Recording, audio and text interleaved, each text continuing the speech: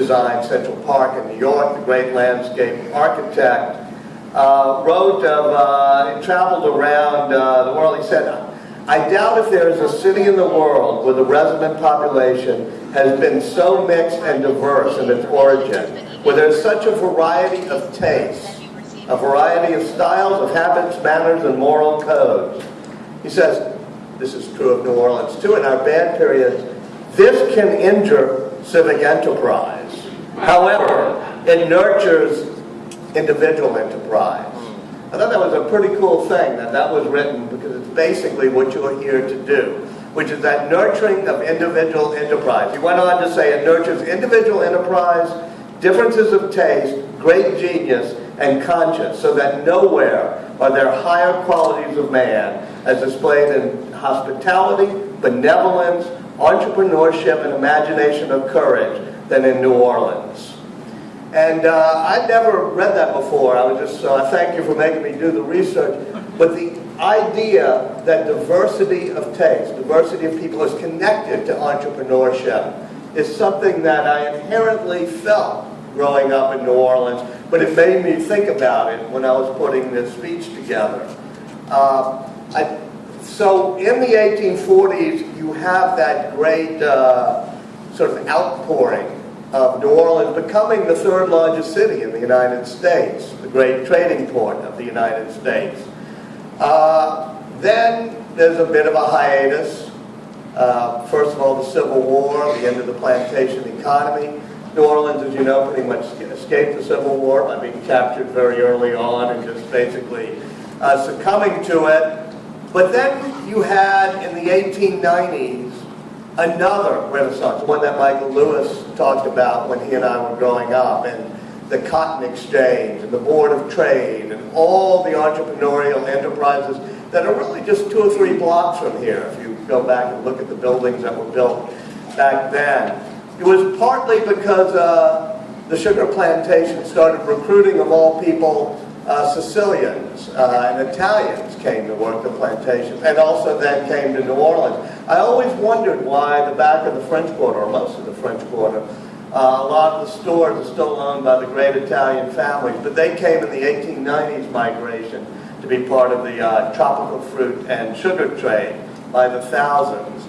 Also, in that 1890s flourish of New Orleans, it's when you had writers. Now maybe we overestimate, those of us who try to write, the importance of writers, but suddenly you have a literary culture that springs up in New Orleans. George Washington Cable, Kate Chopin, Grace King, Lafcadio O'Hearn. They do something interesting, which is they mythologize New Orleans. But as Shakespeare taught us, the myth becomes a reality sometimes. And the mythologizing of New Orleans in the 1890s made it a city, like the Paris of the new Paris, a place that captured the imagination of the rest of the world. It led to the first boom of a tourism economy, but it also, I think, led to something more important about New Orleans, which is a sense of exceptionalism, a sense that there's something special, a sense that underneath all the mythology, there's actually a reality of New Orleans having a particular type of culture and a type of feel to it. And that's why I think that the great writers of that period deserve some of the credit too for defining in its own mind what New Orleans could be. Also defining that period of the 1890s, speaking of Audubon Park, was the great Industrial and Cotton Centennial, I think it was called, the one held at Audubon Park. That was in the heyday of World's Fairs, when the Eiffel Tower was built for one in Paris, and of course Chicago had a great one. But the Industrial and Cotton Centennial of New Orleans was in some ways the height of New Orleans' own entrepreneurial and industrial flourishing in the 1890s. And finally, this all struck me, I never thought about this, there hadn't really been cookbooks before that. In 1890s, there's an outburst of cookbooks. People realize that cooking is also an art, an act of creativity. And so you have an enormous number of local cookbooks. The first Times Picayune cookbook is that, but a sense of New Orleans cuisine being distinctive that ties in with all the people coming to New Orleans for the Cotton Centennial exhibition and the railroads finally connecting down to New Orleans.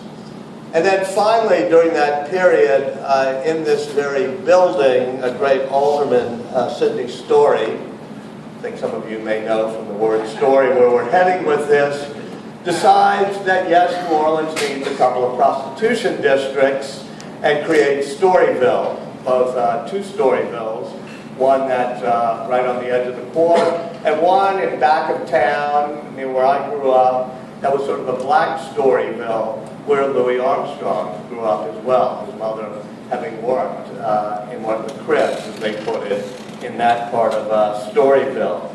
It becomes notorious, but it affirms New Orleans' reputation, good or bad.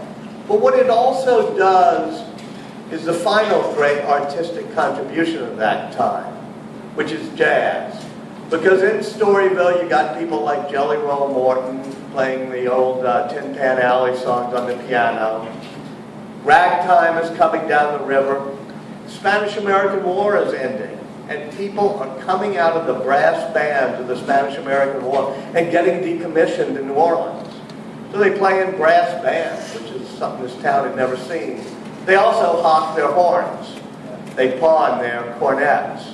And at a pawn shop near the edge of Storyville, that's where young Louis Armstrong at age 6 picked up a cornet that was in a pawn shop hawked by somebody who had been in the Spanish-American War. And you also have the Creole orchestras, you have the opera house, you have all of this music, including the gospel music, the sanctified church, the spirituals from the plantation, all flowed together to create the one great invention artistically of that period, which is the creation of a new type of music in jazz.